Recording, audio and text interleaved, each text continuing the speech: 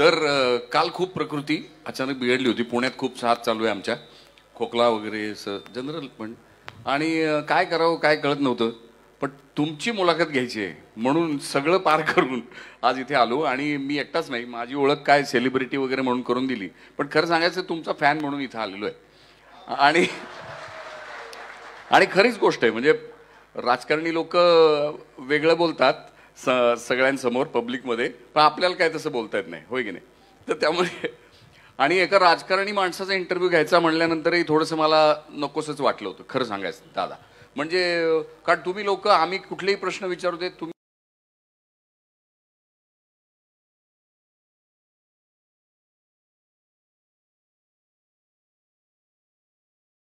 आलं दादा कसे आहेत, सडेतोड, मनमोकळे, धाडसी, करारी.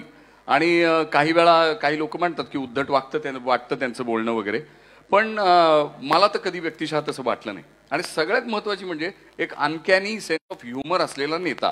आता ज्या माणसाकडे सेन्स ऑफ ह्युमर असतो त्याला परत दुःख कळतं, असं माझं मत आहे. आणि त्यामुळे तुमच्याशी एक लगाव आहे. वेगवेगळ्या स्तरातल्या माणसांना तुमच्याशी काय असेल ते असो, पण ते तुमचे फॅन आहेत आणि म्हणून आज इथे आलोय. तर जरा वेगळे हटके प्रश्न विचारले तर चालेल का? आपल्याला जे कोणते प्रश्न विचारायचे ते विचारा. क्या बात आहे. तर मी राजाभाऊंना आल्यानंतर विचारलं की म्हणलं दादांना पण प्रश्नावली दिली आहे का, म्हणजे तर ते म्हणले नाही नाही अजिबात नाही. आणि दादा म्हणले काय वाटेल ते विचारा. पण असो, तर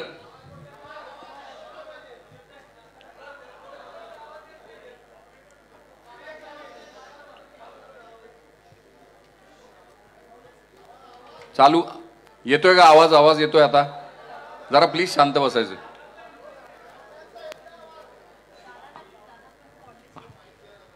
माझा काय आवाज येत नाही तो वाटतोय, दादांचा आवाज येत नाही. अच्छा, माझा आवाज येतोय का? हा बस, म्हणजे कॉर्डलेस माईकच वापरायला पाहिजे. बर, हरकत नाही. तर आमचं हे जे परसेप्शन दादा तयार होते, म्हणजे मी ज्या धंद्यात आहे सिनेमा वगैरे, तो पण परसेप्शनचा खेळ आहे सगळा. आणि तुमचा जो व्यवसाय आहे किंवा जे कार्यक्षेत्र आहे असं म्हणूया, तेही परसेप्शनचं आहे. तर मला आता सांगा की गेल्या काही दिवसात राजकारणाबद्दलचं परसेप्शन हे फार वेगळं होत चाललं आमचं, सामान्य माणसाचं. आम्हाला काही राजकारण कळत नाही बरं. आणि म्हणजे तुम्हा लोकांना असं वाटतं की आम्हाला काहीच कळत नाही, आणि ती खरी पण गोष्ट आहे. तर आत्ताचं जे राजकारणाचं स्वरूप आहे ते तुम्हाला, कारण तुम्ही आमच्यातले वाटता, असं असताना तुमच्यातल्या संवेदनशील माणसाला या राजकारणाबद्दल काय वाटतं, काय कशी व्याख्या करता तुम्ही या राजकारणाची? काय झालं, अलीकडच्या काळामध्ये काही राज्यांच्या मध्ये एका पक्षाचं सरकार येण्याचे दिवस संपलेले आहेत. आता तुम्ही बघितलं असेल कालच बिहारमध्ये काय घडलं ते. पूर्वीचा काळ तसा नव्हता. अलीकडच्या काळामध्ये वेगवेगळे राजकीय पक्ष वेगवेगळ्या पद्धतीने आपली आपली भूमिका मांडण्याचा प्रयत्न करत असतात. परंतु त्याचबरोबर जर एखाद्याला बहुमत नसेल तर बहुमत मिळवण्याच्या करता काही इतर सहकाऱ्यांना पण बरोबर घेऊन त्यांना सरकार स्थापन करावं लागतं. आता 2019ला देखील सरकार स्थापन करत असताना काँग्रेस आणि राष्ट्रवादी ही एकत्र महाविकास आघाडी म्हणून लढली. आणि त्याच वेळेस 25 वर्षाची मैत्री असणारा शिवसेना आणि भारतीय जनता पक्ष हे एकत्र लढले. निवडणुका झाल्यानंतर काय अचानक गोष्टी घडल्या, कुणाचं काय मनात आलं काही कळायला मार्ग नाही. आणि एकदम शिवसेनेने निर्णय घेतला की आम्ही जरी भारतीय जनता पक्षाबरोबर निवडून आलेलो असलो तरी आम्हाला भाजपबरोबर जायचं नाही. आमचे एक वेळेसचे विरोधक काँग्रेस किंवा राष्ट्रवादी असतील तरी आम्ही त्यांच्याबरोबर जायला तयार आहे. आणि तशा प्रकारचा निर्णय 2019ला झाला आणि ते सरकार आलं. वास्तविक सरसेनापती हिंदू हृदय सम्राट बाळासाहेब ठाकरेंनी जी शिवसेना काढलेली होती ती कोणत्या उद्देशाने काढली ते आजही त्यांचे वेगवेगळ्या प्रकारचे तुम्ही जर क्लिप बघितल्या किंवा भाषणं ऐकली तरी ते त्याच्यामध्ये स्पष्ट त्यांची भूमिका असायची. आणि त्या पद्धतीनं त्यांनी जोपर्यंत ते हयात होते तीच भूमिका घेऊन ते पुढे गेले. परंतु त्याच्यानंतरच्या काळात उद्धवजींच्याकडं शिवसेनेची सूत्र आली, अर्थात ती बाळासाहेबांनीच दिली. ती आल्यानंतर त्यांनी कशा प्रकारे निर्णय घेतले, त्याच्यामागचं काय कारण आहे, कशामुळे ते दुखावले गेलेले होते आणि त्याच्यामुळे 25 वर्षाची मैत्री सोडून त्यांना सरकार स्थापन करण्याच्या करता निवडणुकीच्या निमित्तानं जनतेने कौल दिलेला होता. कारण दोघांची संख्या यांची 105, यांची 56, म्हणजे क्लिअर मेजॉरिटी 161 होती, शिवाय अपक्ष होते. परंतु त्यांनी ती भूमिका घेतली आणि वरिष्ठ पातळीवर तिन्ही पक्षाच्या वरिष्ठांनी ठरवलं आणि कुणाच्या ध्यानीमनी नसताना, पत्रकार मित्रांच्या ध्यानीमनी नव्हतं, ज्यांचा राजकारणाच्या संदर्भातला गाढा अभ्यास आहे त्यांनाही वाटलं नाही, परंतु अचानक घडलं आणि ते सरकार अस्तित्वात आलं. आणि त्याच्यातून विचारधारा वेगळी, भूमिका वेगवेगळ्या वेगळी. मग काय करायचं तर कॉमन मिनिमम प्रोग्राम केला गेला आणि कॉमन मिनिमम प्रोग्राम करून त्याच्यातलं ज्या विषयावर मतभेद आहेत ते विषय बाजूला ठेवायचे, जे विषय मतभेद विरहित आहेत परंतु राज्याच्या भल्या करतायत, राज्याचं कल्याण करणारे आहेत, राज्याला पुढे नेणारे आहेत, ते विषय घ्यायचे. परंतु दुर्दैवाने त्या मधल्या काळामध्ये 1.5-2 वर्ष संपूर्ण जगात, राज्यात, आपल्या देशात करोना आला आणि त्या करोनाच्या काळात बराच काळ आमचा त्या करोनामधनं लोकांना बाहेर काढण्याच्या करता, त्याच्याकरता जे काही पायाभूत सुविधा देणं वगैरे अशा पद्धतीनं गेला. आणि नंतर पण हे सरकार चाललेलं असताना 2.5 वर्ष झाल्यानंतर आत्ताचे राज्याचे मुख्यमंत्री सन्माननीय एकनाथराव शिंदेंनी वेगळी भूमिका घेतली. त्याच्यात पण त्यांचं पक्षांतर्गत काय ठरलं मला माहिती नाही, परंतु भूमिका घेतली. ते राज्याचे प्रमुख झाले, देवेंद्रजी उपमुख्यमंत्री झाले, सरकार त्याचं काम करायला लागलं, आम्हाला विरोधी पक्षामध्ये बसायला लागलं. मी आपल्याला एक सांगतो की नुसतं विरोधी पक्षामध्ये बसलं तर तुम्ही विकासाची कामं करू शकत नाही. तुम्ही विरोध करू शकता, सत्ताधारी पक्षाच्या ज्या काही चुका होतील त्या जनतेला दाखवू शकता, तुम्ही सातत्याने जागृत राहायचं काम करावं लागतं. जर एखादी गोष्ट घडली तर त्याच्यामध्ये विरोधी पक्ष नेता म्हणून किंवा विरोधी पक्ष म्हणून तुम्हाला तुमची भूमिका तिथं स्पष्टपणे मांडावी लागते. अशा प्रकारच्या गोष्टी त्या ठिकाणी कराव्या लागतात. परंतु आता आम्ही महाराष्ट्रामध्ये ज्यावेळेस फिरत असतो, पूर्वीचा काळ फार वेगळा काळ होता.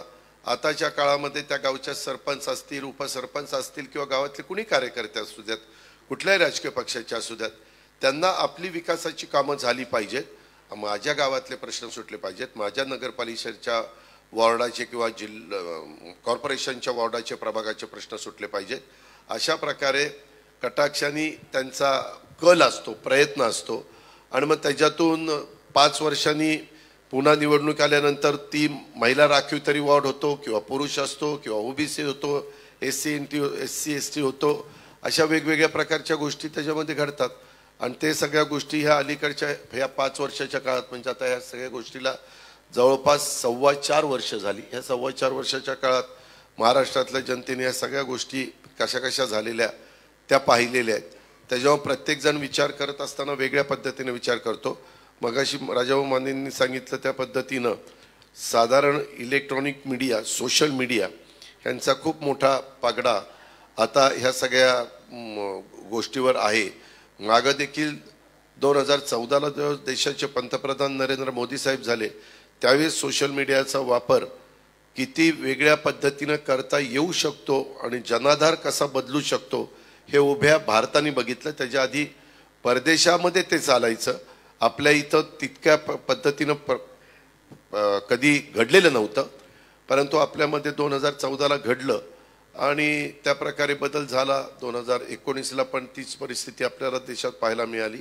आता उद्याची 2024ची परिस्थिती आपल्या सगळ्यांच्या समोर आलेली आहे. हो, पण हे तुम्ही म्हणताय खरं की आपल्या नगरपालिकेचा, महानगरपालिकेचा विकास करायचा वगैरे, आम्ही काय पाहतो की प्रत्येक जणाची धाव सत्तेकडे आहे, सगळ्या गटातली लोक, सगळीकडची. आणि राजकारण म्हणजे काय, मग एक साधा मुलगा जो ज्याला राजकारणाचं स्वप्न पडतं तो पहिलं होर्डिंग लावतो आणि मग त्या होर्डिंगमधनं आमच्यासारखी माणसं जेव्हा गावात प्रवेश करतात तेव्हा आम्हाला कळतं की इथले गुंड कोण आहेत, बरोबर. आणि मग त्यांच्यापासून मग तिथूनच सुरू होतं की त्यांना नमस्कार करत पुढे दाबवा. आता एका बाजूनी राजकारणाचं इतकं स्वार्थकारण त्याच्यात आलं, दुसरीकडनं गुन्हेगारीकरण आलं, भली धेंड अशी, आणि ती सरळ सत्तेमध्ये जातात आणि तुमच्यासारखी जी आमच्या विश्वासाची माणसं वरती बसलेली आहेत ती ते होऊ देतात. तर हे कसं काय? मी माझ्या स्वतःच्या राजकीय जीवनाला सुरुवात केली. राजकारण हा माझा पिंड नव्हता. मी असंच तिथं काम करत करत बारामतीमध्ये सुरुवात केली लोकांचे प्रश्न सोडवायला. आणि त्याच्यातून मला संधी मिळत गेली, जनतेने मला पाठिंबा दिला. मी काँग्रेस पक्षामधनं मला खासदारकीची पहिल्यांदा संधी दिली. राजीव गांधी त्यावेळेस हयात होते, परंतु दुर्दैवाने आमचा प्रचार चालू असतानाच राजूजींच्या बद्दलची जी घटना घडली आणि राजूजी आपल्यातनं चेन्नईच्या परिसरात श्रीपेरुंबद्दूरच्या बाबतीमध्ये घडली आणि ते आपल्याला सोडून निघून गेले. त्याच्यानंतर 1 महिना प्रचार लांबलेला होता. तो पहिला काळ होता. त्यावेळेसची परिस्थिती आणि आताची परिस्थिती याच्यामध्ये जमीन आसमानाचा फरक आहे. दर 25 वर्षांनी नवी पिढी पुढे येत असते. ती पिढी कुठल्या वातावरणात वाढलेली आहे त्याच्यावर ती सज्ञान झाल्यानंतर, नागरिक झाल्यानंतर, वोटर झाल्यानंतर ती त्या पद्धतीनं विचार करते.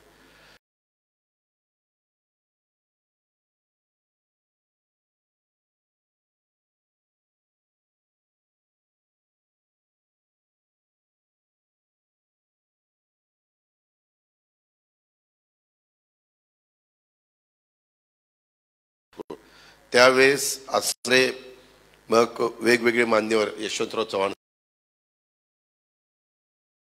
मान्यवर वसंतराव नाईक असतील, यांनी त्या काळात महाराष्ट्रामध्ये सुसंस्कृत राजकारण कसं केलं पाहिजे हे चव्हाण साहेबांनी आपल्याला त्या काळात शिकवलं. त्यांची आजही पुस्तकं वाचल्यानंतर तुमच्या लक्षात येईल, साहित्य, कला, संस्कृती, क्रीडा ह्या सगळ्या क्षेत्राशी ते समरस होऊन त्याच्यामध्ये भाग घ्यायचे, उपस्थित राहायचे, कार्यक्रमाला जायचे. काही कार्यक्रम स्टेजवर चालू असलेला तरी महत्त्वाचं पद असलं तरी ते पब्लिकमध्ये बसून ऐकायचे, प्रतिसाद द्यायचे. ह्या गोष्टी नंतर फार कमी होत गेल्या आणि नंतरच्या काळामध्ये एखादा राज्याचा मुख्यमंत्री हा एवढा पॉवरफुल काही ठिकाणी झाला. उदाहरणार्थ NT रामाराव म्हणतील तीच आंध्रमध्ये पूर्व दिशा, नंतर चंद्रबाबू नायडू. इकडं तुम्ही आला तर चेन्नईला करुणानिधी किंवा जयललिता तर लागोपाठ एकट्याच्या ताकदीवर त्यांच्यावर चित्रपट पण निघालाय. तो बघितल्यानंतर कळतं की कसं त्यांच्यावर किती वेगवेगळ्या प्रकारचे प्रसंग आले, परंतु त्या सगळ्या प्रसंगाला झुगारून त्यांनी एक स्वतःचं व्यक्तिमत्व डेव्हलप केलं आणि अम्मा म्हणून ते त्या भागामध्ये प्रसिद्ध झाल्या आणि पूर्ण देश, पूर्ण राज्य हे त्यांच्या बरोबर राहिलेलं आपण सगळ्यांनी बघितलं. म्हणजे अशा प्रकारच्या गोष्टी अनेक राज्यांमध्ये घडल्या. मुलायमसिंग यादवच्या बाबतीमध्ये काही काळ घडलं, ममता बॅनर्जींच्या बाबतीमध्ये घडलं. ममता बॅनर्जी तर मध्ये एकट्या पडलेल्या होत्या, एकट्या व्हीलचेअरवर बसून प्रचार केला. डावे उजवे हात सगळे निघून गेलेले होते, परंतु वेस्ट बेंगॉलच्या लोकांनी त्यांना सपोर्ट केला. किंवा एकदम अचानक आलेलं व्यक्तिमत्व म्हणजे केजरीवाल. कुणाला वाटलं नव्हतं, राजकारणाशी तसं काही संबंध नव्हता, ब्युरोक्रेसीमध्ये काम करणारं व्यक्तिमत्व, परंतु तिथं जे आंदोलन झालं, समाजसेवक अण्णासाहेब हजारेंनी त्याच्यात भाग घेतलेला होता आणि तिथनं ते नेतृत्व पुढं आलं आणि 2 टर्मला पूर्णपणे दिल्लीची संपूर्ण सरकार काबीज केलं. तीच गोष्ट मान पण तसे बघितले तर खासदार होते. त्यांना म्हणजे अतिशय लोकप्रिय म्हणजे मिमिक्री करणारे अशा पद्धतीनं त्यांचं व्यक्तिमत्व, त्याच्यावर कसं बोललं पाहिजे, काय बोललं पाहिजे तो ते त्याच्यात निष्णातच होते. पण तो अचानक ते पंजाबचे वन साईड, अर्थात त्याच्यामध्ये केजरीवालांचाही वाटा आहे, पण मुख्यमंत्री झालेले आपण पाहिले. ह्या गोष्टी नंतरच्या काळामध्ये बऱ्याचशा ठिकाणी घडायला. इवन तेलुगू देशमचे असणारे आत्ता पराभूत झालेले मुख्यमंत्री, परंतु ते किती वन साईड त्यांना पाठिंबा दिला. बरं, त्यांनी तिथं वीज फुकट दिली, पाणी फुकट दिलं, खूप योजना, मला वाटतं शेतकऱ्यांना 10,000 रुपये वर्षाला का काहीतरी अशी एक त्यांची योजना होती ती त्यांनी दिली. वेगवेगळ्या घटकाला चांगल्या पद्धतीनं कार्यक्रम दिला, पैसे म्हणजे योजना दिला. तरी देखील संपूर्ण देशात त्यांचे पेपरमध्ये आपण ॲडव्हर्टाइजमेंट बघायचो. तेलुगू तिकडं तेलंगणा, जाहिरात मात्र महाराष्ट्रात आपल्याला 1 पेज सिंगल जाहिरात फ्रंट पेजला ऐकायला मिळायचे. मी म्हणायचो इथं काय, पण त्यांचं काय मनात असेल आणि नंतर लोकांनी त्यांना नाकारलं. म्हणजे आपली लोकशाही एवढी जिवंत आहे, कधी कुणाच्या पाठीशी उभं राहून कुणाला त्या पदावर बसवेल आणि कधी कुणाला घरचा रस्ता दाखवेल, हे अनेक उदाहरणं. म्हणजे तुम्ही इमर्जन्सीचा काळ आठवा, इमर्जन्सीच्या नंतरच्या निवडणुका, त्याच्यानंतर आलेलं जनता पक्षाचं सरकार, त्याच्यानंतर ते 2.5 वर्षात कसं पराभूत झालं, बाजूला गेलं, पुन्हा कशा इंदिराजी आल्या, नंतर अटल बिहारी वाजपेयींचं एक प्रगल्भ अशा प्रकारचं नेतृत्व आपल्या देशाला मिळालं, त्यांनी तो काळ कसा चालवला.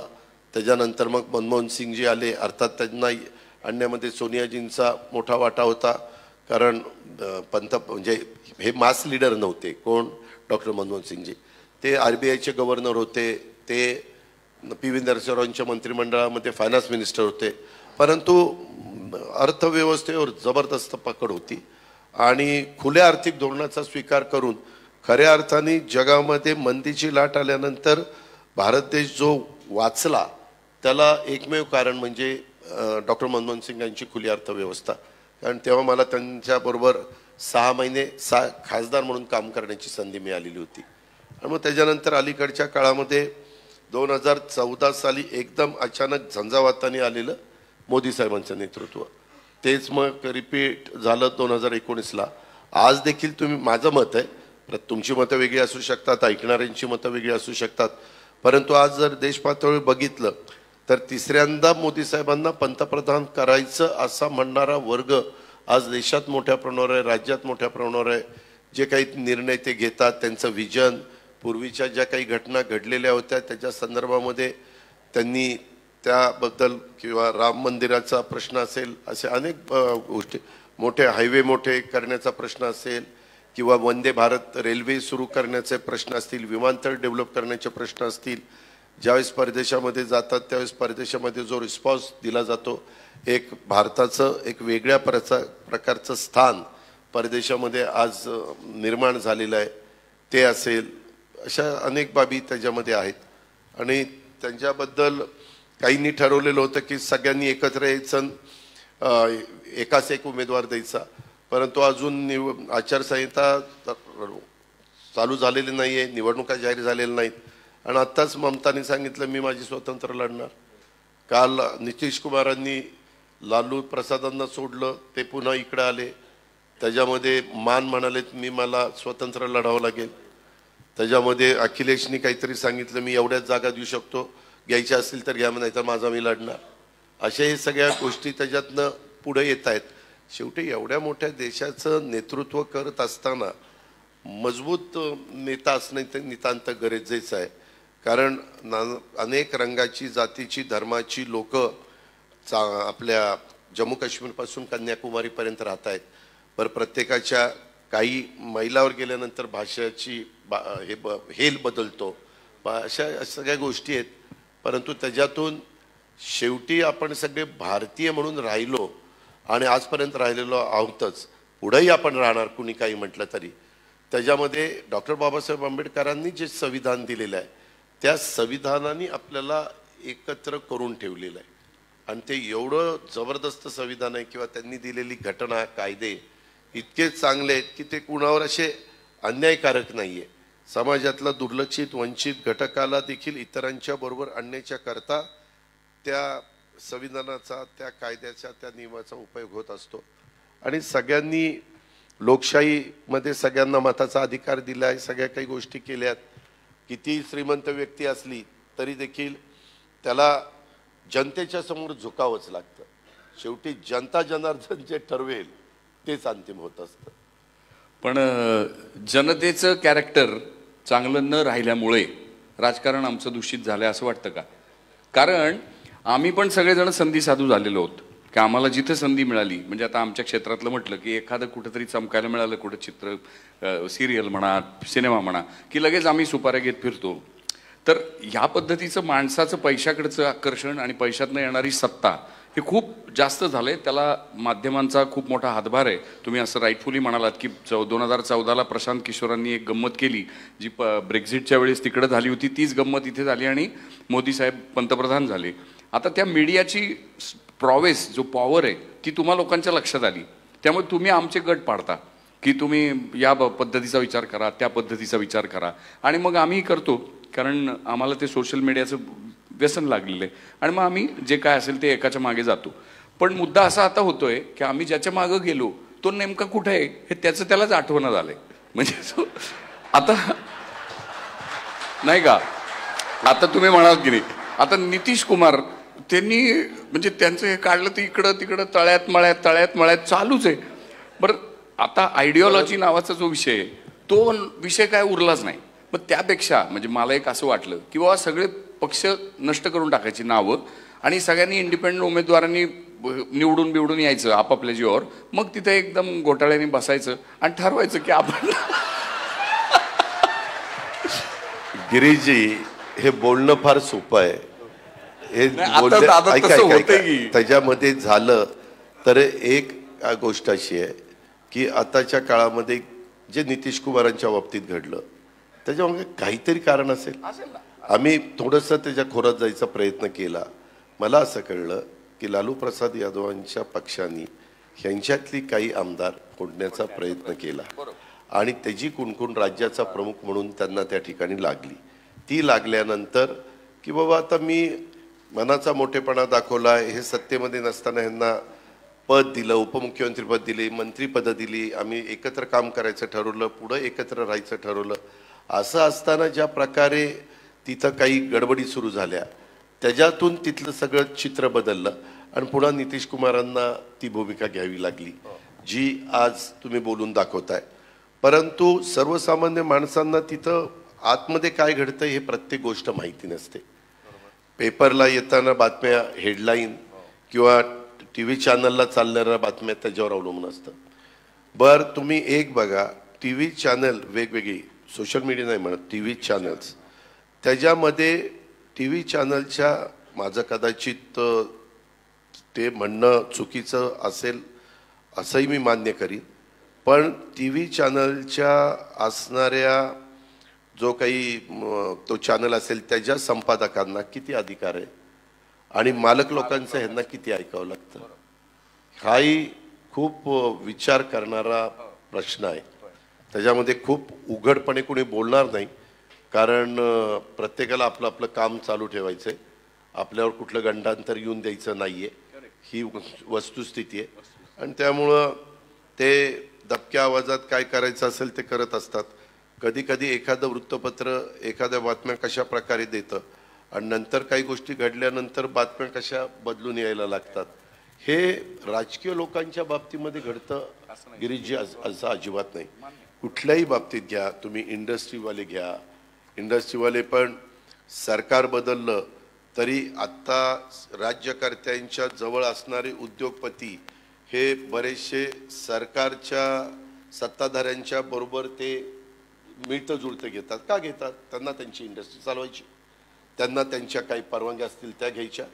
ह्याच्यात फक्त आजपर्यंत जास्त कुणी नागरिक किंवा कुणी बोलू शकत नाही ती म्हणजे टाटा कंपनी. टाटा कंपनीनी पहिल्यापासून त्यांची एक जी प्रतिमा आहे ती प्रतिमा त्यांनी सांभाळलेली. त्याच्यामध्ये काय एकदम ते असे आले आणि 10-15 वर्षात एकदम टॉपला गेले असं त्यांच्या बाबतीत घडलं नाही.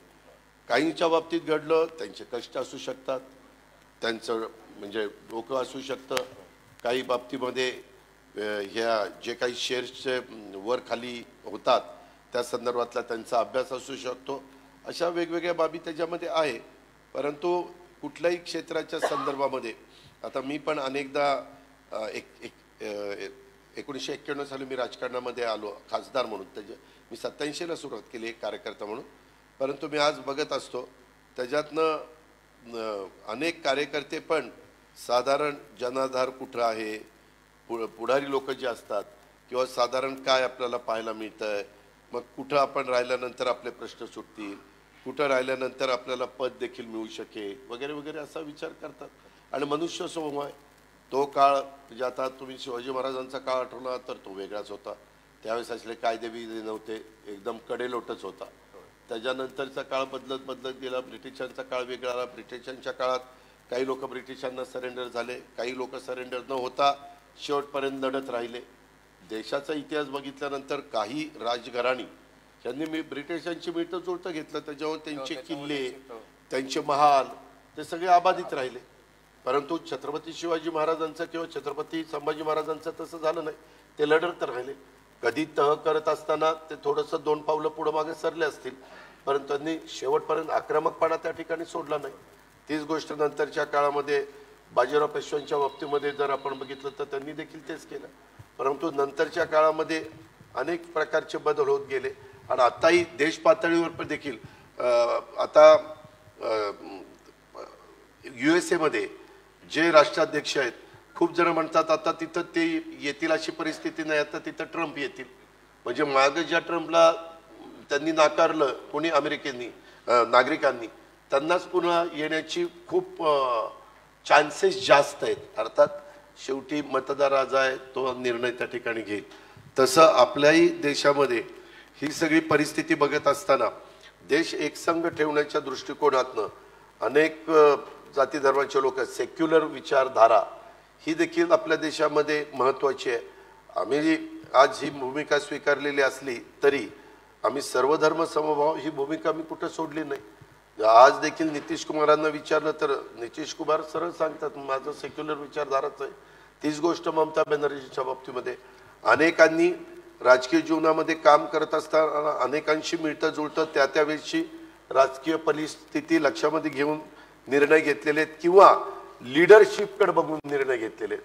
किंवा आज जसं एकेकाळी राजीव गांधींची लिडरशिप देशामध्ये मिस्टर क्लीन म्हणून इमेज होती आणि पंडित जवाहरलाल नेहरू इंदिराजींना जेवढ्या जागा नाही मिळाल्या तेवढ्या जागा राजीवजींना मिळालेल्या आपण पाहिल्या. परंतु 5 वर्षांनीच राजीवजींची सत्ता गेलेली पण ह्या भारताने पाहिलेली. अशा सगळ्या त्या गोष्टी आहेत. त्याच्यामुळे आताच्या काळामध्ये काळानुरूप थोडंसं सगळ्यांनीच आपलं मत त्याच्याबद्दल ठरवलं पाहिजे की बाबा हे जरा आता अस्थिर झालेलं आहे आणि प्रत्येकजण आपापल्या परीनं. शेवटी मी तरी काम करत असताना आपला राज्याचा विकास व्हावा, राज्याचे प्रश्न सुटावेत, देशामध्ये पहिल्या क्रमांकाचं राज्य म्हणून महाराष्ट्राचा जो नावलौकिक आहे तो नावलौकिक टिकावा आणि सगळ्यांना गुण्यागोविंदांनी राहता यावं. कुठलाही घटकाला तिथं भीतीनं तो जगतोय किंवा तो अस्वस्थ आहे आणि तो राहतोय, एक एक दिवस तो काढतोय, अशा प्रकारची वेळ कुणावरच येता कामा नये या मताचं मी. पण किती बरोबर बोलला तुम्ही. म्हणजे निर्भय समाज असला पाहिजे. पण आता तुम्हीच मगाशी म्हणालात की बऱ्याच लोकांना भीती वाटते की काहीतरी होईल म्हणून मग ते एका वळचणीला जाऊन थांबतायत.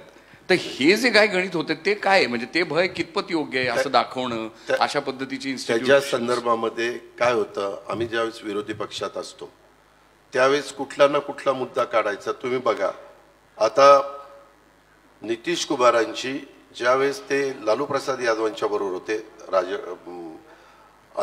RJD बरोबर, त्यावेळेस त्यांची भाषणं आणि आता ते जी भूमिका घेतली आता त्यांची भाषणं ही त्याच्यामध्ये बदल तो करावा लागतो त्यांना.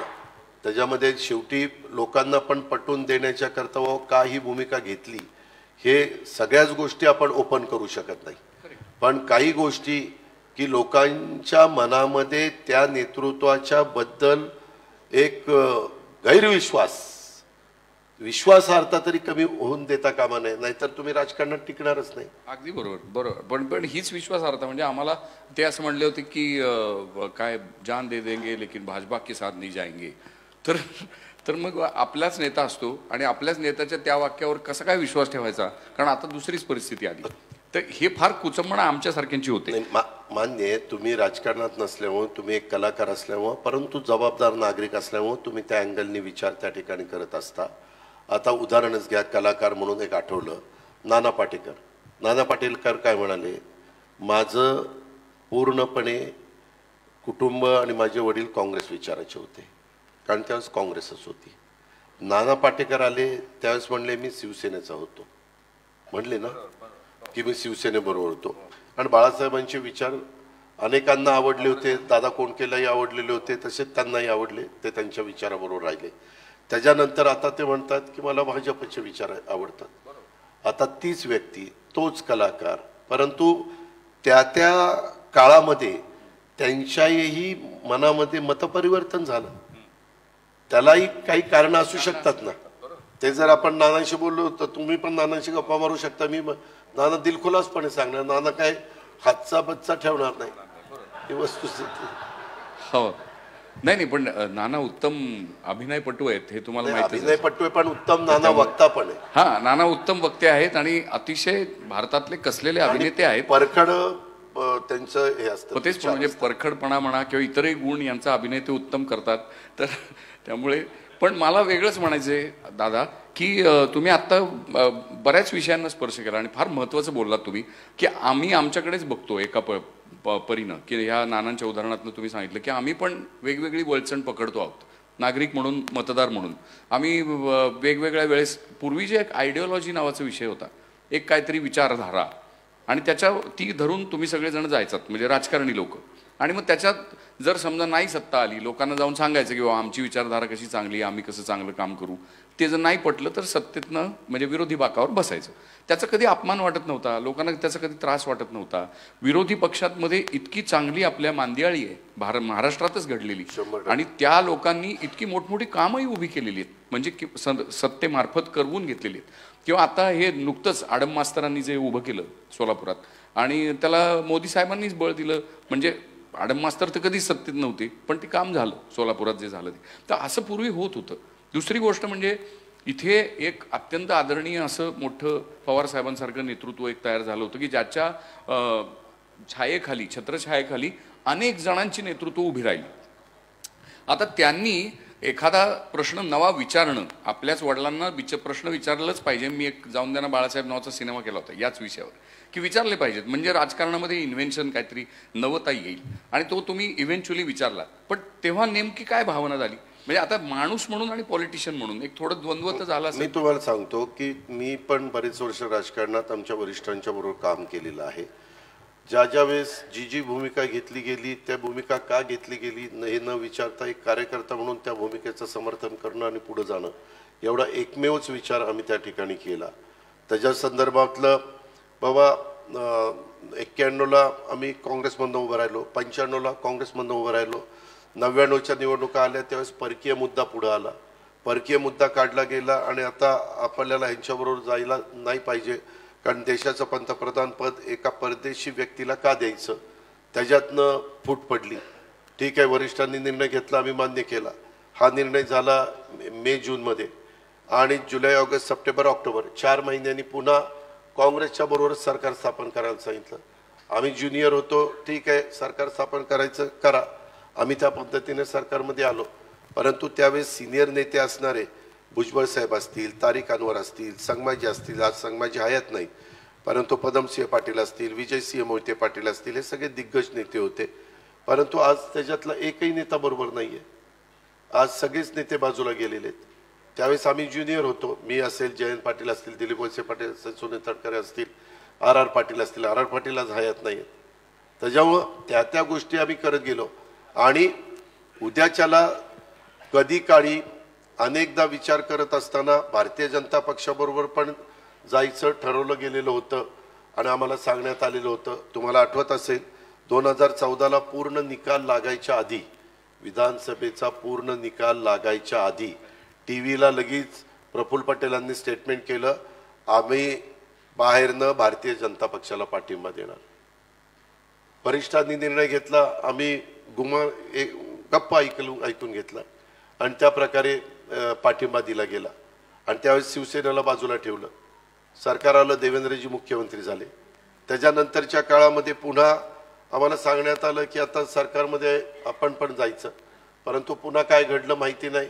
म्हणले नाही जरा अडचणी आहेत सोडून द्या. आम्ही आपलं विरोधी पक्षात काम करत राहिलो. ह्या ज्या गोष्टी आता आम्ही पण 1991 ते 2024-23 32 वर्ष आम्हाला पण झाली ना. शेवटी उद्याच्याला विचार करत असताना पुढच्या कार्यकर्त्यांचं काय पुढच्या पिढीचं काय उद्याच्याला काय भवितव्य आहे कामं करत असताना आज देशामध्ये कोण नेतृत्व म्हणून आपल्याला दिसतंय एक मजबूत नेता जागतिक दर्जाचा नेता म्हणून कोण दिसतंय कुणाला विजन आहे. आज आपला भारत देश तुम्ही पहिल्यापासून बघा कुणीतरी एक मजबूत नेता असेल तर देश पुढे चाललेला आहे. पंडित जवाहरलाल नेहरूजींच्या काळात तेच घडलं. महात्मा गांधींनी अहिंसेचा मार्ग सांगितला त्यावेळेस खूप दिवस गांधी नेहरूंची विचारधारा ह्याचा एक पगडा संपूर्ण त्या काळातल्या लोकांच्यावर होता. ती पिढी आता बऱ्याच अंशी आपल्याला दिसत नाही. नंतरच्या काळात इंदिराजींचा पगडा होता. त्याच्यानंतरच्या काळामध्ये इंदिराजी जरा इमर्जन्सीच्या बाबतीत त्यावेळेस जनतेला वाटत होतं की हे चुकीचं झालेलं आहे, हे जरा हुकुमशाही पद्धतीचं झालेलं आहे, लोकांनी नाकारलं. त्याच्यानंतर पुन्हा काही बदल झाले, पुन्हा इंदिराजी आल्या, परंतु नंतर त्यांच्या कशा पद्धतीनं सुरक्षितेनं त्यांना म्हणजे त्यांच्यावर गोळ्या घातल्या हे आपण सगळ्यांनी बघितल्या. तो जबरदस्त धक्का आपल्याला होता. त्याच्यानंतरच्या काळात राजीवजी आले, राजीवजींचा काळ आपण सगळ्यांनी बघितला. याचा अर्थ ह्या देशामध्ये एक कोणतरी मजबूत नेता असल्याशिवाय देशाचा कारभार नीट चालत नाही, असं माझं स्पष्ट मत झालं आहे. माझं मागे जनता पक्षाच्या काळात त्यावेळेस अनेकांनी वेगळी भूमिका घेतली आणि वेगळी भूमिका घेऊन एक वेगळा बदल केला. जनता पक्ष म्हणून नवीन पक्ष उदयाला, नांगरधारी शेतकरी म्हणून त्या ठिकाणी आला.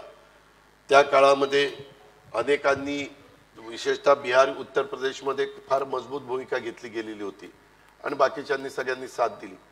परंतु ते सरकार तर 2-2.5 वर्ष पण टिकलं नाही. अतिशय हुशार माणसं त्याच्यात होती, हुशार, परंतु ती हुशार माणसांची सगळी डोकी एकत्र आल्यावर सगळंच बट्ट्याबोळ झाला की नाही. म्हणजे ती खिचडीच झाली. खिचडी चालत नाही आपल्या लोकांना. पण आता तुम्ही जे असं म्हणताय की काय स्थळ काल परत्वे परिस्थितीनुसार वेगवेगळ्या गोष्टी कराव्या लागतात, पुढची पिढी, मोठं नेतृत्व, त्यावेळेसच्या परिस्थितीचा विचार करावा लागतो. पण म्हणून हे राजकीय वातावरण सगळं एवढं गढूळ का व्हायला पाहिजे? म्हणजे जबाबदारीनी, सभ्यपणाने मत भिन्नता का नाही बोलली जात? ते पण आपल्याला हे का गिरीशजी, टाळी एका हाताने वाजत नाही, दोन्ही हात लागतात. काही जण रोज सकाळी 9-10 वाजले हो की भोंगा वाजतो, चालूच करतात, वाजतोच. हो. आणि ते बोलताना कधी एखादं चांगलं घडलं तरी त्याला सपोर्ट करायचं असं कधी नसतं. चांगलं झालं तरी त्याच्यातलं वाईट काय झालंय तेच काय कुणाच्या मनात नसणार तिथं आणायचं आणि त्याच्यावर त्याचं डोकं गर गर गर गर गर केलं पाहिजे. हे असले जे प्रकार आहेत ना. नाही, आणि त्याच्यामध्ये मीडियावाल्यांचा पण भरपूर हात आहे. म्हणजे ती मंडळी त्यांना खूप TRP मिळवून देतात, असं माझं वैयक्तिक मत आहे. पण नाही, ते मीडियावाले काय म्हणतात हे का, आम्ही ज्यांचं दाखवल्यानंतर आमचा TRP वाढतो त्यांचंच दाखवणार. पण TRP वाढवण्याच्या नादात ते वाईट भाषा वापरतात, असंही माझं मत आहे. की जास्त वाईट बोललं, काहीतरी एकदम टोकाचं काहीतरी बोललं की लोक अरे काय बोलले हे बघा, म्हणून लोक सगळे बघत. बरोबर आहे. त्याच्यामुळं तुम्ही बघा, मी अलीकडं कधी फार कुठे काही वेडेवाकडे शब्द कधीच वापरत नाही. मी 12-15 वर्षापूर्वी एकदाच वापरला, जी माझी पूर्ण. ऍक्च्युअली ते ना तुम्ही अतिशय मनापासून बोलला होता, हे लक्षात येत होतं. आमच्या गावाकडे काय बोलतात ते सांगायला लागलं तर काय होईल. पण तिथं मी आपलं सुसंस्कृत नेते यशवंतराव चव्हाण साहेबांच्या तिथं तुम्ही जाऊन आत्मक्लेश केला सकाळी 7 ते संध्याकाळी 7. आणि तेव्हा ठरवलं की बाबा आपण आता हे राजकीय क्षेत्र निवडलेलं आहे. आपण जरी आपल्याला ग्रामीण भागातले काही शब्द माहिती आहेत, म्हणी माहिती आहेत, काही गोष्टी माहिती आहेत, तरी ग्रामीण भाग आता 50%च राहिलेला आहे. आता शहरी भाग 50% झालेला आहे. ह्या शहरामध्ये अनेक बाहेरच्या राज्यातली पण लोक आलेली आहेत. सुशिक्षित सगळे पिढी, विशेषतः इंग्रजी माध्यमातून शिकलेली किंवा वेगळ्या प्रकारचा विचार करणारी अशी मोठ्या प्रमाणावर आहे. आणि त्यांना हे शब्द एवढे खटकतात त्यापेक्षा त्या शब्दाला आपल्या तोंडातनं बाहेरच पडून द्यायचं. बरोबर. पण हा दिलदारपणा तुम्ही दाखवलात, चूक मान्य केली, तिथे जाऊन आत्मक्लेश केला. मी आतापर्यंत जेव्हा चुकलो त्यावेळेस सांगितलेलं ही माझी चूक झाली. कारण माझं स्वतःचं स्पष्ट मत आहे. मी आजही सगळ्यांना सांगतो तुमच्या मुलाखत घेत असताना, जो माणूस काम करतो तो चुकतो. करेक्ट. जो माणूस कामच करत नाही, नुसत्यात चुकायचा प्रश्न, कामच करत नाही कसा चुकेल.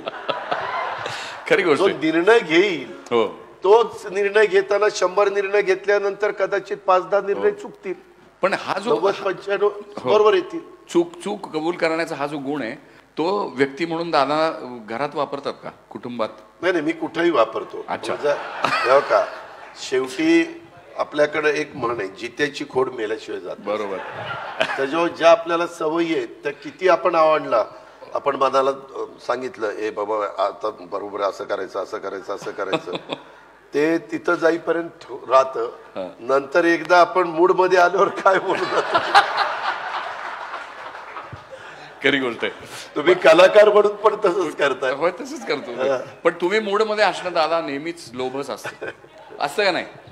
पण बहुतेक मला असं वाटतं तुमचा हा जो आत्मक्लेशाचा जो प्रयोग होता तो त्याला फारसं लोकप्रियता नाही मिळाली, कारण सारखंच तिथं बसावं लागेल बहुतेक, म्हणून लोक तिथं कोणी गेली नाही. तुम्हाला सांगू का, मी कधी माझी गोष्ट कुणाला करण्याच्या करता किंवा दाखवण्याच्या करता करत नाही, पण ती चांगली गोष्ट. ऐका ना, आज मी महाराष्ट्रामध्ये फिरत असतो, सकाळी 6ला त्या ठिकाणी सुरुवात करत असतो. आता इथं माझे सहकारी बसलेत, आमदार काही सहकारी.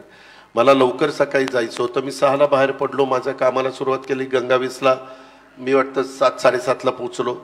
म्हणजे पहिलं काम करून दुसरं काम. त्याच्यात पण कुणीतरी सांगितलं आता ह्या तालमीत गेला, आता आमच्या तालमीत ये. अरे आम्ही कुठल्याही तालमीत यायला तयार आहे ना, आम्ही तयारच आहे, आम्ही लंगोट घालूनच तयार आहे, ये. त्याच्यामुळे मला एवढं सांगायचं, आपलं काम करायचं. काही काही जण तुम्ही पहा, बरोबर आपला फोटो कसा येईल, तिथं आपली वेगळ्या प्रकारची म्हणजे इमेज कशी वाढेल, अशा पद्धतीनं काम करणारा खूप वर्ग आहे, खूप वर्ग आहे. आता तो त्याला वाटतं की तसं केल्याशिवाय आपण पॉप्युलर होणार नाही. पण आम्ही ज्या वातावरणात लहानाचे मोठे झालो त्यावेळेस मीडिया, सोशल, इलेक्ट्रॉनिक हा प्रकार नव्हता, मोबाईल फोन हा प्रकार नव्हता. हे सगळं नंतर आलेलं आहे. आता त्या नंतरच्या गोष्टीचा मदत घेऊन, फायदा घेऊन काही काही लोक आपापल्या परीनं काम करतात. परंतु तुम्ही पूर्णपणे त्यांच्या 24 तासातलं काम काढा, किती तास त्यांनी काम केलं, किती. आता परवा 26 जानेवारी होती, माझ्याबद्दल तर एक मस्त चाललं इलेक्ट्रॉनिक मीडियात. मी जरा कार्यक्रम काही रद्द केले माझ्या काही पुढच्या ह्याच्यावर, अजित पवार नॉट रिचेबल. आता काय मी सारखंच त्यांना रिचेबल व्हायला पाहिजे का? मला घरात कोणी ठेवणार नाही सागर रिचेबल झालं तर. दुसरी गोष्ट, त्या दिवशी ते आमचे आपल्या राज्याचे मुख्यमंत्री चर्चा करत होते. मध्ये जे काही आरक्षणाचा मुद्दा उपस्थित झालेला होता त्यांच्याकडे त्यांनी भांगे सचिव आणि काही लोकांची टीम पाठवलेली होती आणि त्यांनी आम्हाला सांगितलं होतं की थोडंसं महत्त्वाची गोष्ट आहे आणि राज्याच्या दृष्टीने महत्त्वाचीच होती. त्याच्यामध्ये मुंबईमध्ये जर एवढा मोठा समाज आतमध्ये गेल्यानंतर मुंबईकरांना काही त्रास सहन करावा लागला असता.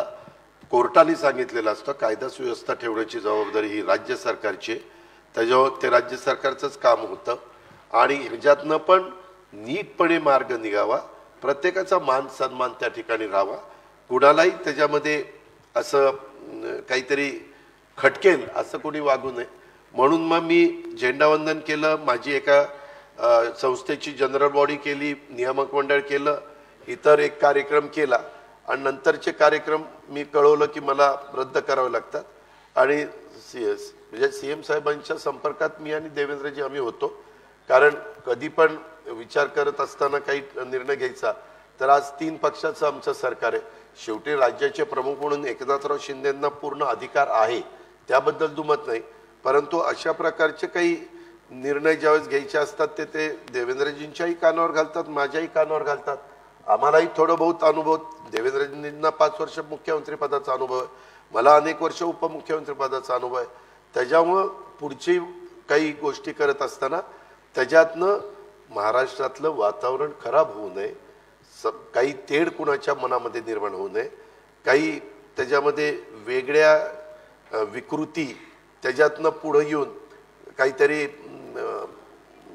असं आंदोलन भरकटलं जाऊ नये, ही आमची भावना होती, बाकी काही नव्हती. पण एकूण आता आपण महाराष्ट्रभरात सगळीकडे पाहिलं तर माणूस एकमेकाला जोडला जायच्या ऐवजी परत परत वेगवेगळ्या गटातटामध्ये विभागलेला जाताना दिसतो. म्हणजे मग तो जातीच्या नावाखाली, धर्माच्या नावाखाली हे विभागणं काय आहे, लोकांना का एकमेकापासून? कारण आपण नावं घेतो ज्या धुरीणांची, सगळे आपले जे पूर्वसुरी आणि ज्यांचे आपले डोक्यावर हात आहेत, म्हणजे डॉक्टर आंबेडकरांपासून ते ज्योतिबा फुले आणि शाहू महाराज. मताशी 100% सहमत आहे. काय झालं आमच्या लहानपणी, त्याच्यामध्ये शाळेमध्ये जाताना कोण कुठल्या जातीचा धर्माचा काही माहिती नसायचं. सगळे बाकड्यावर बसायचे, सगळ्यांचे कपडे सारखे असायचे, सगळे पुस्तकं वह्या घेऊन यायचे. त्याच्यानंतरच्या काळामध्ये काय व्हायला लागलं, मागासवर्गीय मुलांचं हॉस्टेल, मागासवर्गीय मुलींचं हॉस्टेल, आदिवासी मुलांचं हॉस्टेल, आदिवासी मुलींचं हॉस्टेल, ओबीसींचं हॉस्टेल, अल्पसंख्याकांचं हॉस्टेल, हे नाही ह्या घटकांच्या करताच हॉस्टेल निर्माण व्हायला लागली. भटक्यांच्या मुलांच्या मुलींच्या करता हॉस्टेल. माझं मत आहे की ठीक आहे, जो वर्ग त्यांना मदत केली पाहिजे, परंतु त्या हॉस्टेलमध्ये इतर देखील वर्गाची मुलं ठेवा ना, संख्येने कमी ठेवा, पण त्याच समाजाची मुलं ती त्या हॉस्टेलमध्ये राहून मग ते त्यांचाच विचार त्या ठिकाणी करतात. उद्याच्याला गिरीशजी कुलकर्णी असतील, अजित पवार असतील, राजा माने असतील, आणखीन कोण असतील, हे वेगवेगळ्या आडनावाची वेगवेगळ्या जाती धर्माची मुलं ही एकत्र राहिली तर त्याच्यामध्ये देवाणघेवाण होते, त्याच्यामध्ये एकमेकाच्या बद्दलचं जी काही कधी कधी जी भावना वाढीला लागती, आपल्यावर अन्याय होतो, आपल्याकडे दुर्लक्ष केलं जातं, आपण संघटित झालं पाहिजे, आपण नाही संघटित झालो तर मग आपल्याला कुणी वाली राहणार नाही, हे जे काही सारखं त्याच्या डोक्यावर बिंबवण्याचं काम चालतं, हे गोष्टी कमी झाल्या पाहिजे. ह्याच्यात हॉस्टेलमध्ये जसं तुम्ही इंग्लिश मीडियम स्कूलमध्ये असेल, CBSE मध्ये असेल, तर तिथं हॉस्टेलमध्ये कोण कोण असतं, इंडियन, कोण असतं आफ्रिकन, कोण असतं अमेरिकन, कोण असतं म्हणजे वेगवेगळ्या देशातली मुलं मुली असतात. आणि ते व्यवस्थित बसून मग ते थोडंसं तुमचे माझे सण काय आहेत, तुमच्या माझे काय पद्धती आहेत, ते एकमेकाशी बोलतात आणि ह्याच्यातनं एकरूपपणा यायला मदत होते. मी अनेकदा सांगतो, मी कॅबिनेटला पण सांगतो, परंतु काय काय म्हणतात ते तसलं काही काढू नका, उगीच कुणाला दुखवायला नको, इलेक्शन जवळ आलीत, कुठल्या समाजाला दुखवायला नको. अरे कुठलं त्या आमचं सगळं त्या इलेक्शनवरच जाऊन पडतंय. काही झालं, इलेक्शन आलं, यांना हे माफ करा, त्यांना ते द्या, तिथं ते करा, तिथं ते करा. अरे इलेक्शन तर 5 वर्षांनी येणार, परंतु आपण मेसेज काय देतो समाजामध्ये, ज्यावेळेस आपण मेसेज द्यायचा प्रयत्न करतो त्यावेळेस थोडंसं प्रगल्भपणा, थोडंसं संकुचित वृत्ती डोक्यातनं काढा ना. त्याच्यात आम्ही पण काढायला तयार आहे, परंतु त्याच्यात बघा स्वतःला शाळा समजायला लागलाय, आता मोठा नेता झालाय, आता अध्यक्ष झालाय पक्षाचा. पण मी आज आता तुम्ही विचार केला, पण मी कॅबिनेटला अनेकदा सांगतो, मी नाशिकच्या सभेत सांगितलं, ह्या घटकाचं आता महाज्योतीचं हे वसतिगृह, सारथीचं हे वसतिगृह, बार्टीचं हे वसतिगृह, आदिवासीचं हे वसतिगृह, नाही ही समरसता आणायला पाहिजे आहे. आणि त्याच्यासाठी म्हणजे असं वाटतं की तुमच्यासारखे पुढारी जर जनतेला रोखठोकपणाने हे सांगतील की बाबा हे बरोबर आहे, तर ते कदाचित बदल घडतील, पण सावकाशीने घडतील, लगेच काय घडतील अशातला भाग नाही. पण एखाद दुसरी इलेक्शन सोडावी लागेल कदाचित त्यासाठी, पण तोपर्यंत आमचं वय होऊन जायचं. नाही नाही नाही नाही दादा, तुम्ही अजून यंग आहात. तर पण आता म्हणजे देशभरामध्ये भाजपबद्दल विरोधी पक्ष असं म्हणतो की हे पक्ष फोडतात आणि सत्ता कमवतात. अशा माणसांबरोबर जाऊन बसताना मग अडचण येते. तुम्ही मला सांगा, काँग्रेसचं ज्यावेळेस सरकार होतं, काँग्रेसच्या सरकारच्या काळात काँग्रेसही तेच करत असेल ना, ज्यावेळेस जुन्या लोकांना माहिती असेल किंवा अभ्यास करणाऱ्यांना, 1957च्या इलेक्शनमध्ये तुमच्या माझ्या महाराष्ट्रात, विशेषतः पश्चिम महाराष्ट्रामध्ये शेतकरी कामगार पक्ष फार स्ट्रॉंग पक्ष होता, फार स्ट्रॉंग होता. इतकी मजबूत फळी होती, इतकी जबरदस्त त्यांची भाषणं व्हायची, विचारधारा वगैरे एवढं जबरदस्त होतं. त्यावेळेसचं एक सुसंस्कृत नेतृत्व चव्हाण साहेबांनी त्यांना सगळ्यांना सांगितलं, तुम्ही तिथं एवढं सगळं करत बसून विरोधी पक्षात राहून तुम्हाला कामं होणार आहेत का? तुम्ही काँग्रेसमध्ये या, काँग्रेसमध्ये आल्यानंतर तुमची कामं होतील, तुम्हीच त्या ठिकाणी निर्णय घ्याल. आणि असं करून त्यांनी ते शेतकरी पक्षाचा, कामगार पक्ष मग थोडा रायगडमध्ये राहिला, थोडा सांगोल्यात राहिला, थोडा आमच्या कोल्हापूरमध्ये राहिला, असं काही ठिकाणी राहिला. आणि आता फार संख्येने कमी राहिलेला आहे. असा तो काळ, असं प्रत्येकानेच त्या त्या काळामध्ये करत गेलेले आहेत. बेरजेचं राजकारण, तर बेरजेचं राजकारण चव्हाण साहेब करायचे. आताच्या काळामध्ये काय झालंय, शेवटी आज आम्ही राज्यामध्ये 144 आमदार निवडून आणू शकत नाही. आम्हाला राज्यात कारभार पण करायचा आहे. आज देशामध्ये नेतृत्वाकडे नजर टाकली तर माझं पुन्हा स्पष्ट मत आहे की नरेंद्र मोदींच्या शिवाय दुसरा पर्याय आज देशात दिसत नाही. मग त्यांच्या नेतृत्वाखाली त्यांचं विजन आणि त्यांचं जे काही सकाळपासून कामाची पद्धत, म्हणजे दिवाळी नाही, सण नाही, काही नाही, ह्याला बॉर्डरवर जायचं, जवानांच्या मध्ये ते साजरं करायचं, जेटलॅक नाही, परदेशातनं आलं की लगेच कार्यक्रम. त्या दिवशी सोलापूरला आडम मास्तरांचा कार्यक्रम झाला, दुपारी म्हणले मी जाणार आहे साऊथमध्ये आणि संध्याकाळी जाणार आहे तामिळनाडूमध्ये आणि तिथून पुढे दिल्लीला. मी सगळं ते सराजम दिसतो, विमानं अमुक तमुक, सिक्युरिटी, हे ते वगैरे वगैरे, पण जे मेहनत आणि जे कष्ट आणि डोक्याला जे सतत एवढ्या मोठ्या देशाचा कारभार सांभाळणं, आजूबाजूच्याही राष्ट्रांच्या मध्ये कुठं काही कुरापती झाल्यानंतर तिथं ताबडतोब निर्णय घेणं आणि ते निर्णय लेचे पैसे न घेणं, जे काही असेल ते ठोस निर्णय घेणं, ह्याच्यामध्ये शेवटी प्रत्येकाच्याच मनाला एक त्रास होतच असतो, टेन्शन असतं, प्रेशर असतं. पण त्यांनी ते हे केलेलं आहे, स्वीकारलेलं आहे आणि ते काम करतायत. हे बाकीचे भांडत बसतात एकमेकाशी. पण हे ज्या तपास संस्था आहेत त्यांचा वापर करणं म्हणजे बऱ्याच लोकांचं काही निघतच नाही. म्हणजे चालू राहतं तपास, ही झाली आणि त्यांचं काही निघत नाही. मग हे कसं काय? त्या संदर्भामध्ये आमच्या पण तपास यंत्रणांनी तपास केलेला आहे. ठीक आहे, तपास यंत्रणेचा तपास करणं हे त्या ठिकाणी काम आहे. आता मागे काय होतं, एकच गोष्ट सारखी सारखी सारखी सांगितल्यानंतर लोकांना त्याच अँगलने ते विचार करतात. आमचं मधल्या काळात महाआघाडीचं सरकार होतं, त्यावेळेस गिरीश महाजनांना अडचणीत आणण्याचा प्रयत्न झाला नाही का? त्याच्या संदर्भामध्ये तपास यंत्रणेकडनं देवेंद्र फडणवीसांना अडचणीत आणण्याचा प्रश्न झाला नाही का? कितीतरी लोकांची मी तुम्हाला नावं दाखवतो. हो ना, मी दोन्ही बाजूनी म्हणतोय, हे कशाला असं का केलं जातं? ते त्याच्या संदर्भामध्ये जर माहिती काही मिळाली आणि तर तपास केला तर गोष्ट त्या ठिकाणी वेगळी. खरं तर ह्या सगळ्या संस्थांना स्वायत्तता आहे, त्यांनी स्वायत्ततेचा वापर करून त्या गोष्टी केल्या पाहिजेत असं माझं स्पष्ट मत आहे. पण त्याच्यात ज्यावेळेस कुणाच्या बाबतीत घडतं त्यावेळेस बोललं जातं की तपास यंत्रणा येतील. आता त्याचा बोबाटा जास्त होतो. इन्कम टॅक्सला जर वाटलं की यांनी इन्कम मोठा केलाय परंतु टॅक्स दिला नाही तर ती यंत्रणा तपास करणारच. माझ्याकडे आता फायनान्स आहे, माझ्याकडे GST आहे, म्हणजे SGST माझं म्हणजे राज्याचं, स्टेटचं आणि CGST केंद्राचं. तर आम्हाला पण त्या CGSTला SGSTला हे रेट टाकायचा अधिकार आहे. त्याच्यामध्ये कुणी चुकीचं सापडलं तर जेलमध्ये टाकायचा अधिकार आहे.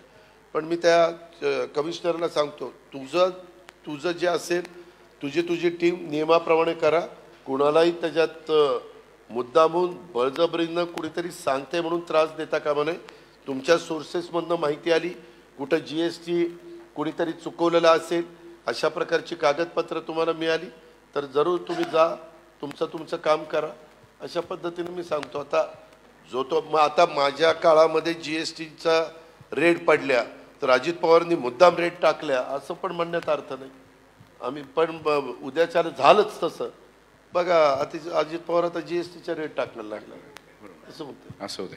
बरं, पण तुम्ही आता सत्तेत आहात आणि एकूण तुम्ही म्हणताय की महाराष्ट्राची नक्की काय कल्पना करता तुम्ही? म्हणजे येत्या दिवसामध्ये महाराष्ट्राचा विकास काय पद्धतीने झाला पाहिजे, नेमकं आपल्याला काय हवंय? माझं स्वतःचं स्पष्ट मत आहे की राज्यात आणि देशामध्ये लोकसंख्या मर्यादित राहिली पाहिजे. त्याबद्दल सगळ्यांनी अतिशय स्पष्ट भूमिका घेतली पाहिजे.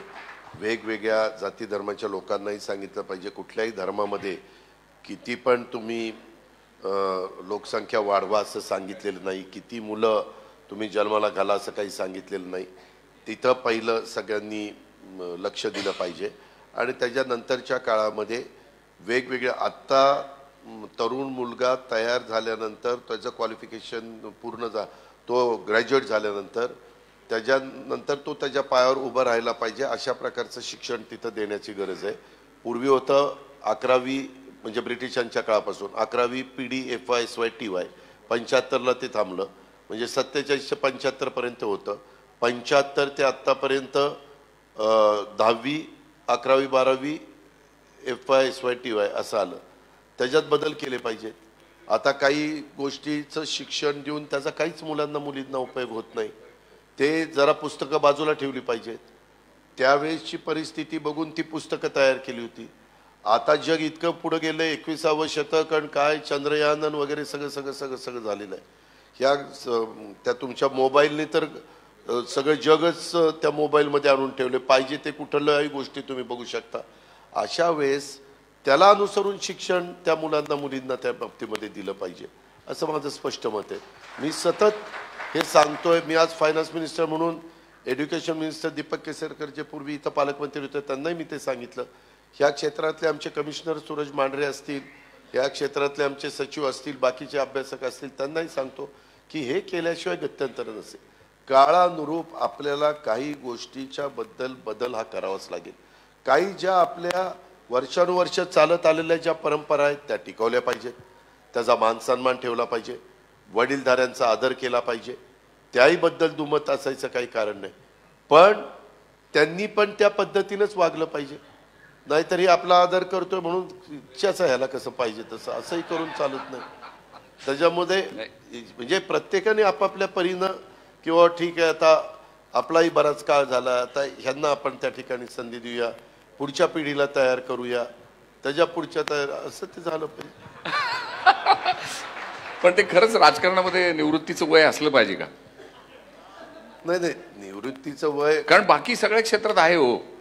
म्हणजे इव्हन आम्हाला सुद्धा गिरीजी आता आपली इतकी चांगली मुलाखत चाललेली का त्याच्यात मिठाचा खडा टाकायचा प्रयत्न नाही तसं नव्हे. जनरल असं म्हटलं. पण मला आठवतंय दादा म्हणजे तुम्हाला कदाचित ते माहिती नसेल नाही तुम्हाला आठवत नसेल. पण माझे एक ज्येष्ठ मित्र आहेत जे कोयनेमध्ये चीफ इंजिनियर होते आणि मोडक आणि दादांनी त्यांच्या म्हणजे त्या दादा आणि ती सगळी अधिकारी टीम यांनी इतकं भन्नाट महाराष्ट्राला म्हणजे कायम आयुष्यभर आपण कृतज्ञ राहावं असं काम केलेलं आहे. आणि ते काम मी जाऊन तिथं पाहिलं. त्याच्यावर आम्हाला सिनेमा करायचा होता. आणि आम्हाला मोडक सर म्हटले की दादा परवानगी देतील तुम्हाला शूट बीट करायला तिथे. पण ते राहून गेलं. ते येत्या दिवसात करू आम्ही. पण विषय असा होता की लेक टॅपिंग केलं होतं आपण.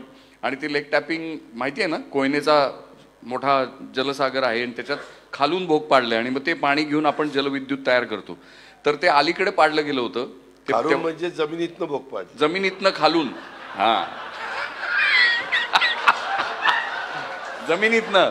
जमिनीतनं पाडलं होतं. तर ते अलीकडे पाडलं गेल्यामुळे उन्हाळ्यामध्ये पाणी मागं जायचं सरायचं आणि ते उघडं पडायचं आउटलेट आणि तिथून मग जलविद्युत करता यायची नाही म्हणून ते पुढे जाऊन आतमध्ये खोलात पाडायचं होतं जमिनीतनं भोग. तर ते काम करायला जे आपली कोयनेचं जे जलविद्युत केंद्र आहे ते फार इम्पॉर्टंट आहे. कारण ते भारताची सगळी महाराष्ट्राची सगळी ग्रीड बॅलन्स करायला उपयोगाला येतं. तर तिथली वीज निर्मिती बंद ठेवावी लागणार होती आणि दादांनी तो निर्णय दिला होता की करा बिंदास मी सांगतो. आणि ते त्या सगळ्याच टीमनी म्हणजे फार धाडसानी ते काम केलं. भारतीय तंत्रज्ञांनी ऑफिसर्सनी. आपल्याला नेहमी असं वाटतं की सरकारी माणसं काम करत नाहीत पण ते मिरॅक्युलस काम केलं. आणि त्याचा असणारे मोडक म्हणून चीफ इंजिनियर आणि त्या सगळ्या टीमवर विश्वास होता. आपण आपल्या लोकांच्यावर विश्वास ठेवायला शिकलं पाहिजे. आपली लोक चांगलं काम करू शकतात. तेवढी धमक आणि ताकद त्यांच्यात आहे. सारखं शंका घ्यायची जमल का नाही ह्याला जमल का नाही. ठीक आहे 1 तास झाला 1 तास हो 40 मिनिटं होती राजा झालं आता शेवट. पण आमच्या डिजिटल मीडियाचा हा जो उदय जो आहे तो कोविडच्या काळामध्ये झाला आणि राजाभाऊ मानेंनी त्याचं संस्थापक म्हणून जबाबदारी घेऊन त्यांनी ते उभं केलेलं आहे. तर त्यांना त्या डिजिटल क्षेत्राला एक सन्मानानं वागणूक मिळाली पाहिजे. त्याच्यावर मागाशी ऐका ना गिरीजी मागाशी राजाभाऊ बोलत असताना मी ते बारकाईनं ऐकत होतो. आमच्याकडे ते डिपार्टमेंट आहे एकनाथराव शिंदे साहेबांच्याकडे प्रसिद्धी आणि हे, पण मी तिथंच ढकलतो अशातला भाग नाही.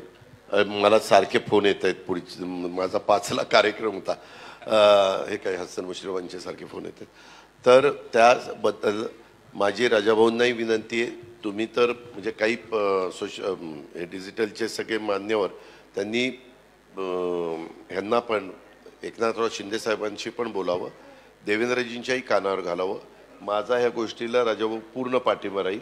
मी उद्याच्याला माझी देवेंद्रजींच्या बरोबर चर्चा आहे. काल मी आणि CM त्या शंभूराज देसाईंच्या लग्नात एकत्रच होतो, तर मी त्याच्यामध्ये सकारात्मक आहे.